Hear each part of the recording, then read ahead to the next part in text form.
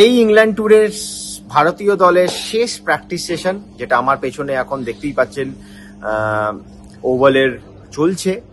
আর আজকে match day -1, যদিও তাও সমস্ত ভারতীয় প্লেয়ার কিন্তু আজকে প্র্যাকটিসে এসেছিলেন। অবশ্যই ফাস্ট বোলাররা তারা প্র্যাকটিসে বেশি ইনভলভ ছিলেন না, তারা জাস্ট ওয়ার্ম আপ ড্রিলস করেন, কিন্তু ফাস্ট বোলারদের তেমন কেউ নেটে বল করেননি, যারা মানে পোটেনশিয়াল যারা ফার্স্ট 11-এ থাকবেন এমন ফাস্ট বোলাররা।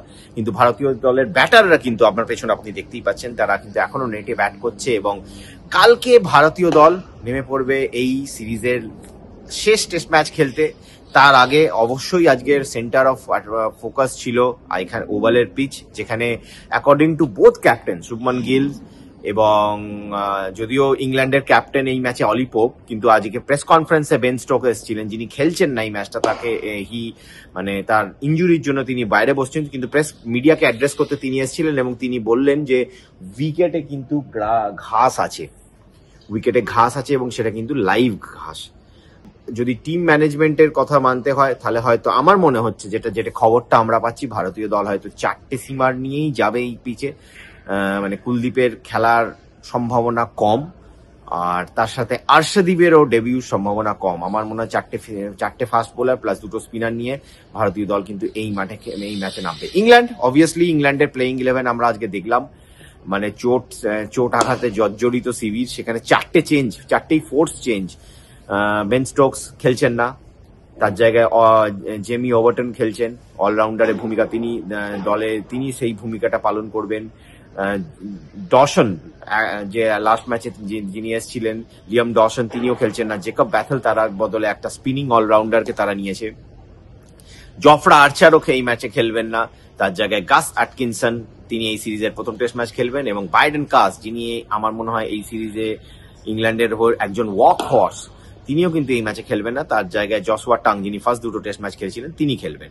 তো এই হচ্ছে ইংল্যান্ডের 11, বাকি কোনো তেমন চেঞ্জ হয়নি। তো ইংল্যান্ডের 11-এও কিন্তু তাদের ফার্স্ট চয়েস যে তিনজন bowler, Ben Stokes, Jofra Archer, Biden কাস, তিনজনেই কিন্তু খেলবেন না। সেটা কিন্তু অনেক গ্রিন টপ আমার মনে হয় ভারতকে একটা যথেষ্ট অ্যাডভান্টেজই দেবে।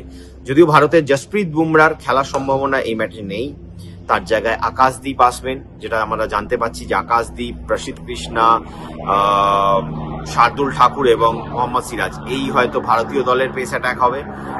এবং তার সাথে রবীন্দ্র জাডেজা এবং ওয়াশিংটন সুন্দর। তো এই কম্বিনেশন নিয়ে দুটো টিম নামবে। উইকেটে কিন্তু যেটা আমি আগেও বললাম, ফাস্ট বোলারদের জন্য যথেষ্ট হেল্প থাকবে। কালকে কিন্তু cloudy condition through out this test match, আমরা কিন্তু লন্ডনে ক্লাউডি কন্ডিশন এক্সপেক্ট করব। সুতরাং আমার মনে হয় যে দুটো ক্যাপ্টেনই হয়তো টসে জিতে ব্যাটিং করারই সিদ্ধান্ত নেবে। আমার মনে হয় না এখানে they will go for bowling first. Specially আমরা যখন WTC ফাইনালেও দেখেছিলাম যে ভারতীয় দল টস জিতে বোলিং নিয়েছিল এবং সেটা তাদের কিন্তু সেই ডিসিশনটা কিন্তু তাদের ব্যাকফায়ার করেছিল।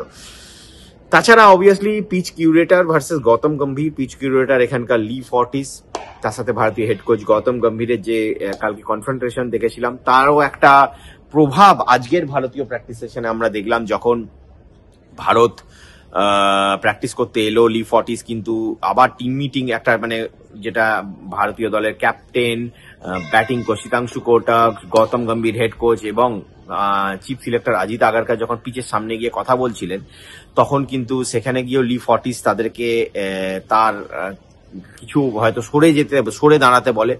বাট আজকে তেমন কোনো কনফ্রন্টেশন আমরা দেখিনি। আজকে আমার মনে হয় ভারতীয় দলের ফোকাসটা পুরোটাই প্র্যাকটিসের ওপর ছিল, সেখান থেকে তারা ফোকাস সরাতে চায়নি। যদিও আমরা যারা মিডিয়া পার্সন ছিলাম তাদের কিন্তু ক্যামেরার ফোকাস লি ফর্টিসের ওপর ছিল। সুতরাং দেখুন, এই সিরিজটা না একটা জমজমাট সিরিজ হয়েছে, যেখানে প্রতিটা টেস্ট ম্যাচই শেষ দিনের শেষ সেশনের শেষ ঘন্টা পর্যন্ত গেছে। আর এই 5 ম্যাচ সিরিজের এটা শেষ টেস্ট ম্যাচ। আমার মনে হচ্ছে এটার জন্য একটা স্পাইসি একটা বক্স অফিস ফিনিশ অপেক্ষা করছে। তো নজর থাকবে আমাদের এই টেস্টে, আর আপনাদের নজর অবশ্যই থাকুক রেস স্পোর্টসের জন্য। ওভাল থেকে আমি সন্দীপন ব্যানার্জি।